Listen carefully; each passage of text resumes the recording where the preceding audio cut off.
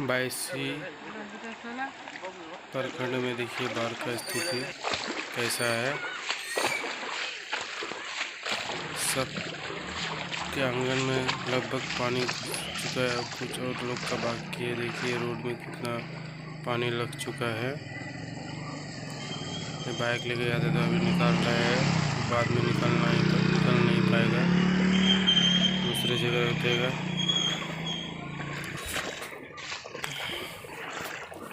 ये आगे पूरा बाद में नज़ारा देखिए,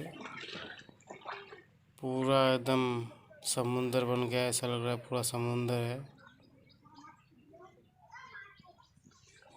उस तरफ एक घर है, देखो चारों तरफ पानी से घिरा गया वो। इसमें लोग को देखो आंगन में पानी घुस गया, ये लोग बाहर निकलता है बहुत मुश्किल से। अभी ये उधर ये पूरा रोड है, देखो मच्छी मार रहा है रोड में।